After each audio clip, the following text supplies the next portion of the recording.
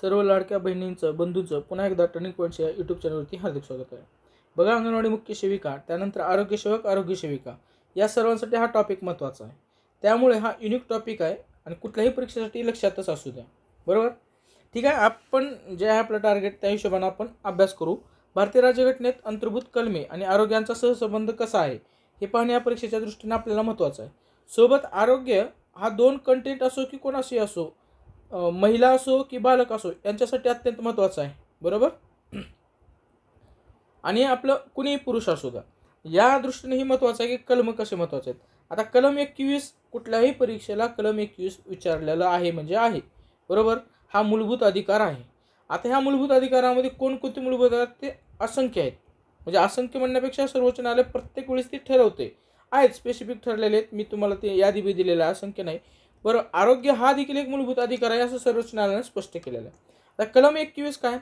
कलम 21 नुसार कायद्याद्वारे प्रस्थापित कार्यपद्धतीशिवाय कोणत्याही व्यक्तीस तिचे जीवित आणि व्यक्तिगत स्वातंत्र्य यापासून वंचित केले जाणार नाही.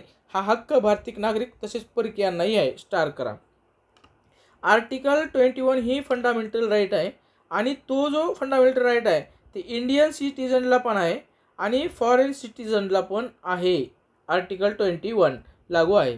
आता 21ची व्याप्ती कशा प्रकारे वाढत गेली हे लक्षात घ्या. जरी राज्यघटना आपली अस्तित्वात आली तेव्हापासून ही कलम 21 मध्ये वाढ होत गेले वेगवेगळ्या खटल्यामधून. बरोबर, मग वेळोवेळी सर्वोच्च न्यायालयाने कलम 21 मध्ये विविध मूलभूत हक्कांचा समावेश विविध खटल्यांचे निकाल देताना केला आहे. त्यापैकीच एक म्हणजे आरोग्य हा मूलभूत अधिकार आहे असं स्पष्ट सर्वोच्च न्यायालयाने सांगितलेलं आहे. त्यासाठी कलम 21 संदर्भात 2 खटले निर्णायक ठरतात. आरोग्यासंदर्भात सर्वोच्च न्यायालयाने पुढे विविध खटल्यामध्ये मेनका गांधी विरुद्ध भारतीय संघराज्य 1978 या खटल्यातील निर्णय ग्राह्य मानून कलम 21 अंतर्गत जीवनाच्या हक्कात अनेक बाबींचा समावेश केला. आता आपण यामध्ये काय करू, मानवी आरोग्याशी संबंधित असलेले जे आहेत तरतुदी त्या संदर्भात डायरेक्ट इनडायरेक्ट पाहू. त्यानंतर ते म्हणजे कसे आहेत ते बघा. कलम 21 अंतर्गत प्रत्यक्ष आणि अप्रत्यक्ष आरोग्य संबंधित बाबी काय आहेत?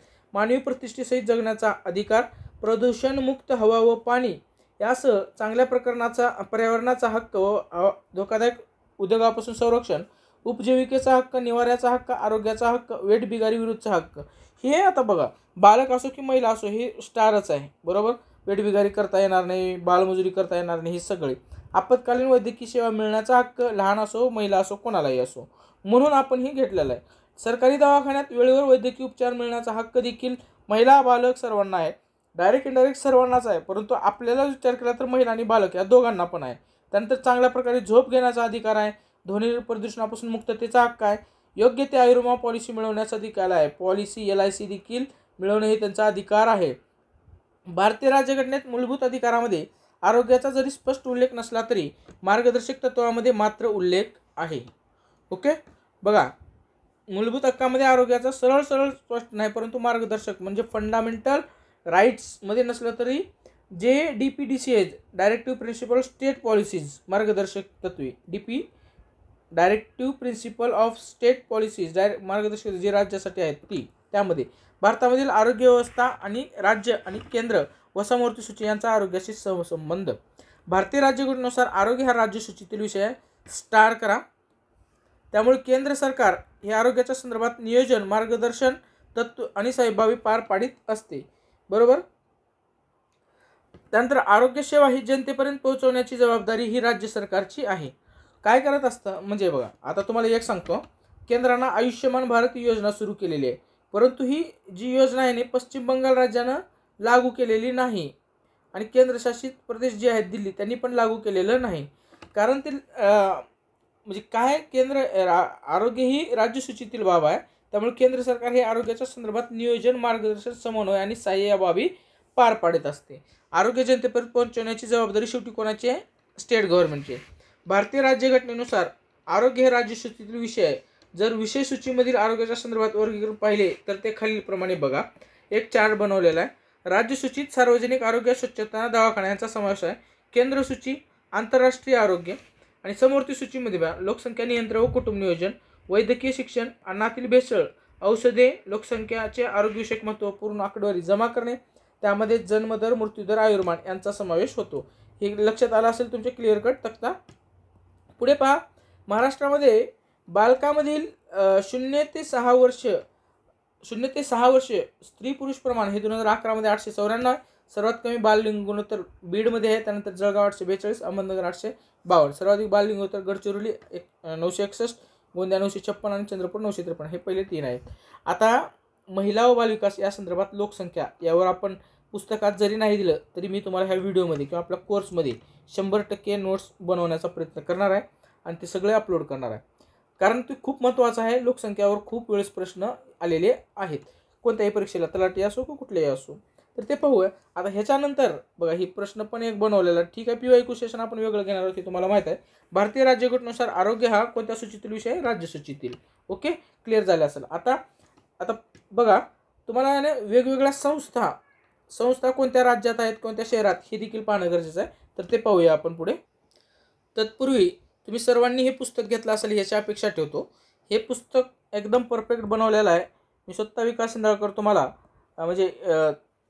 विनंती करतो की हे पुस्तक तुम्ही एक वेळेस अवश्य वाचावं. वेळ कमी असला तरी 500 पेजेसचं आहे, परंतु डायग्राम सिस्टमॅटिक मांडणी केल्यामुळं तुमचा बऱ्यापैकी कव्हर होऊन जाईल. डायरेक्ट असो इनडायरेक्ट असो सर्व कव्हर केलेलं आहे.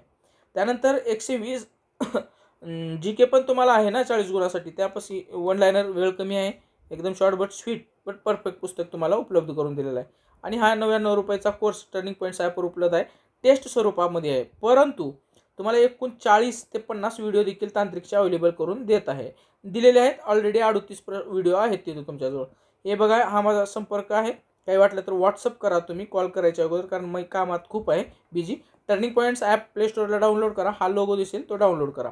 अंगणवाडी भरती हे चॅनल तुम्ही जॉईन करा. त्या ठिकाणी पुस्तकाचा लोगो दिसेल, अंगणवाडी मुख्य शिक्षक तांत्रिक ते जॉईन करा. आता आपण जे संस्था आहेत आणि मुख्यालय ते पाहूया. एक वजरत म्हणून पाहूया. Central drugs laboratory Kolkata Paschim Bengal या ठिकाणी. सेंट्रल हेल्थ एज्युकेशन ब्युरो नवी दिल्ली या ठिकाणी.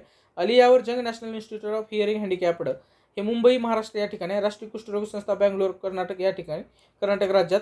फिलेरिया नियंत्रण प्रशिक्षण केंद्र Ernakulam Kerala. National institute of rehabilitation training and research Cuttack Orissa. National institute of mentally handicapped Dehradun Uttarakhand या ठिकाणी. National institute of ortho handicapped Kolkata Paschim Bengal या ठिकाणी.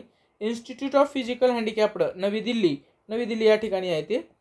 ओके. त्यानंतर national institute of empowerment of person with multiple disabilities हे चेन्नईला आहे, राज्य Tamil Nadu. Food and drugs toxicology research centre हैदराबादला आहे, Telangana.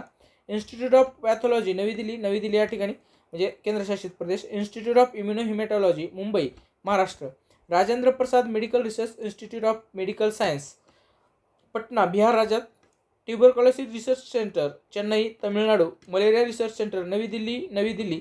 Central institute of leprosy कुष्ठरोग Agra Uttar Pradesh. National institute of virology Pune, यावर खूप वेळेस प्रश्न आलेला आहे, Maharashtra. National AIDS research institute Pune, बरोबर, महाराष्ट्र.